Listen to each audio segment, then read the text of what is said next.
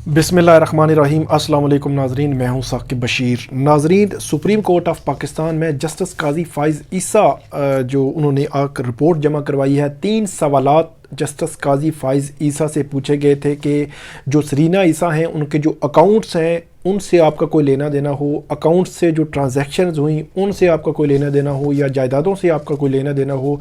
तो उन सवालात के जवाब में एक 10 सफ़ात पर मुश्तमिल एक रिपोर्ट जो है वो जवाब जो है वो जस्टिस काजी फ़ाइज़ ईसा ने जमा करवाया है। इसमें 3 सवालात के जवाबात तो नहीं दिए गए, लेकिन 10 सफ़ात जो हैं उनमें बहुत कुछ लिखा गया है। इसका मतन क्या है 10 सफ़ात का, वो मैं आपके सामने रखूँगा। इसमें civil revision application number 296 of 2020 है, justice Qazi Faez Isa versus federation of Pakistan and others. मतलब जो फैसला आया था सुप्रीम कोर्ट ऑफ पाकिस्तान का जस्टिस काजी फ़ाइज़ ईसा केस में, जो उनके खिलाफ सदारती रेफरेंस था, उसमें जो रिव्यू दायर हुआ है ये बुनियादी तौर पर उसमें जवाब जमा हुआ है। इसमें जस्टिस काजी फ़ाइज़ ईसा जो है वो लिखते हैं कि 7 जजेज़ ने FBR को 19 जून 2020 को लिखा कि सुप्रीम जुडिशल काउंसिल में वो रिपोर्ट जो है वो FBR जमा करवाएगा। इस तरह अक्टूबर में उन्होंने कहा कि अक्टूबर 2020 में इस पर जो है तफसीली फ़ैसला आया, और FBR ने उन्होंने लिखा कि जो जस्टिस काजी फ़ाइज़ ईसा लिखते हैं कि पटिशनर को FBR की जानिब से कोई नोटिस जारी नहीं किया गया। आगे जाकर पैराग्राफ नंबर 2 में लिखते हैं कि जो नौशीन जावेद अमजद चेयरमैन FBR जो 4 माह के बाद उनको ओहदे से हटा दिया गया, और इसमें उन्होंने तासुर ये दिया कि इसमें जो सिविल सर्वेंट के जो कवानीन हैं उनकी जो है वो सरीहन खिलाफ वर्जी की गई। एक बंदा जो इस पोजीशन पर पहले नहीं था उसको एडिशनल चार्ज दे दिया गया चेयरमैन FBR का। उसको जो जावेद गनी है उनके बारे में कहा गया कि ज़ाती मफादात के लिए FBR को इस्तेमाल किया गया। ये इल्ज़ाम लगाया है जस्टिस काजी फ़ाइज़ ईसा ने। इसमें आगे जाकर वो लिखते हैं कि चेयरमैन FBR ने मेरे और सरीना ईसा के पीछे रिपोर्ट तैयार की, और वो रिपोर्ट जो है वो सुप्रीम जुडिशल काउंसिल को भेज दी। हालांकि वो ये रिपोर्ट चेयरमैन FBR ने नहीं भेजनी थी, बल्कि कमिश्नर जो है वो भेज सकता था। आगे जाकर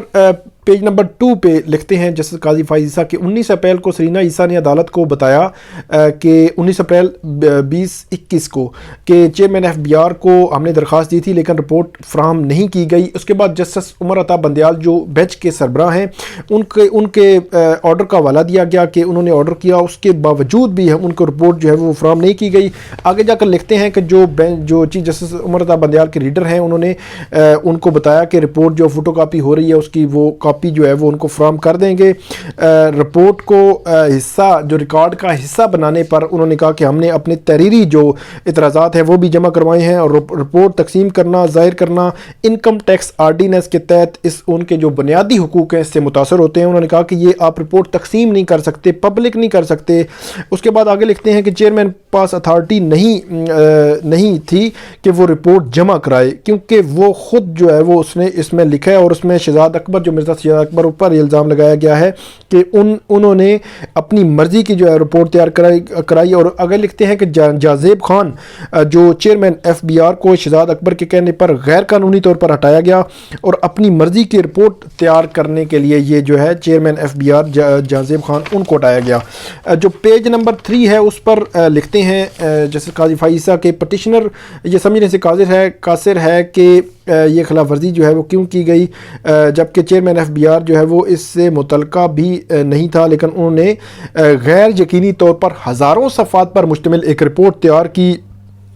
जिसको वो चैलेंज भी किया गया है, और उन्होंने कहा है कि हमने रिपोर्ट लेने से इनकार कर दिया है। वो रिपोर्ट जो FBR ने तैयार की वो हमने लेने से इनकार किया। पहले वो कह रहे थे हम चाह रहे थे लेकिन नहीं दी गई, अब जो हमने लेने से इनकार किया है, और ये अगर इसको पब्लिक करना भी टैक्स ऑर्डिनेंस के तहत कवानीन की खिलाफ वर्जी है। आगे जाकर जो पैराग्राफ नंबर 7 है उसमें लिखते हैं इसलिए हमने ये रिपोर्ट नहीं ली क्योंकि प्रोपेगेंडा के लिए शहजाद अकबर, फवाद चौधरी, फरदौस हाशकवान और उसके अलावा उन्होंने समी इब्राहिम साहब जो सीनियर सहाफ़ी हैं बोल्ड TV से, उनका लिखा है कि वो यकतरफ़ा उनको मिल जाएगी और इस तरह वो यकतरफ़ा इस पर प्रोपेगेंडा कर सकेंगे।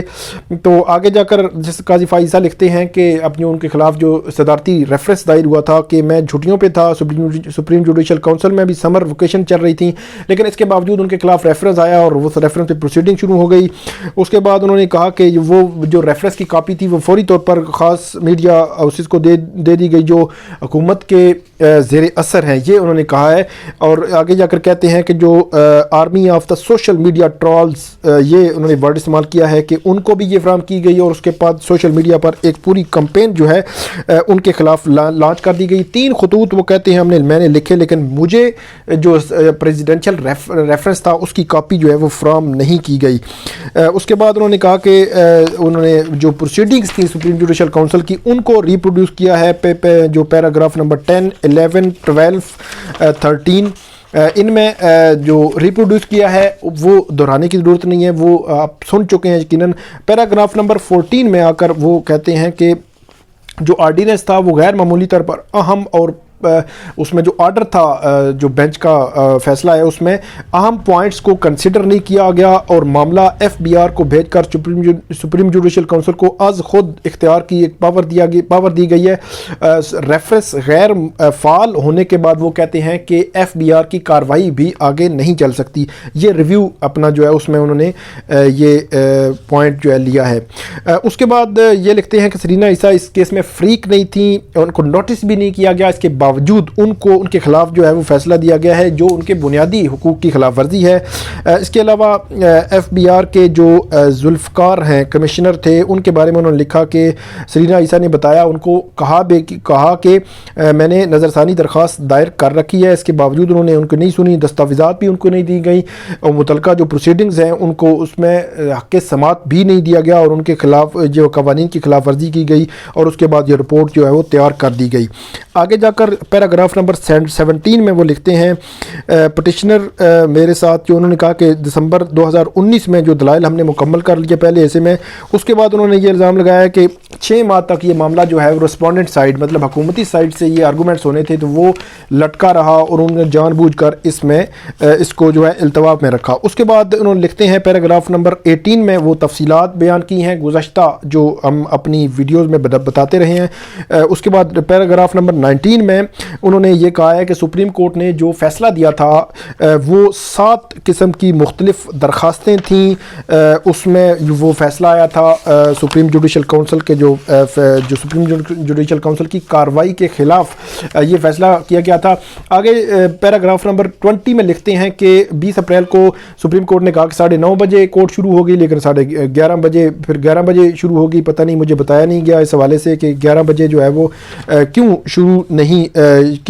کی جا رہی ہے۔ جسٹس قاضی فائز عیسیٰ نے 3 جو سوالات تھے ان کا جواب تو نہیں دیا، لیکن لکھتے ہیں اپنی رپورٹ میں آگے جا کر پیراگراف نمبر 18 میں،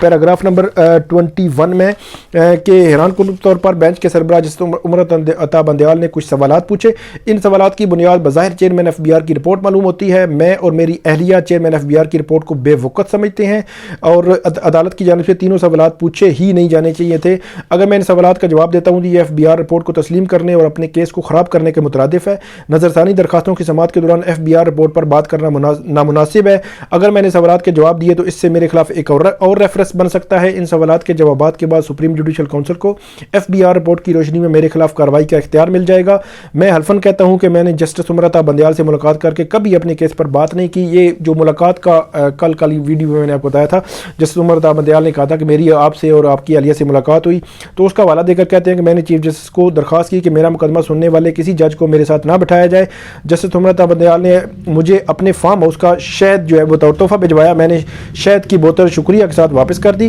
اور آگے لکھتے ہیں کہ چیئرمین ایف بی آر کی رپورٹ وصول اس لیے نہیں کی تاکہ وہ عدالتی ریکارڈ کا حصہ نہ بنے، اگر رپورٹ عدالتی ریکارڈ کا حصہ بن گئی تو فواد چودھری، وہی میں نے مرزا شہزاد اکبر، فردوس شکوان اور جو سینئر صحافی ہیں سمیع ابراہیم، ان کو یہ دستیاب ہو جائے گی۔ تو یہ 10 صفحات پر مشتمل جسٹس قاضی فائز عیسیٰ کا جواب ہے۔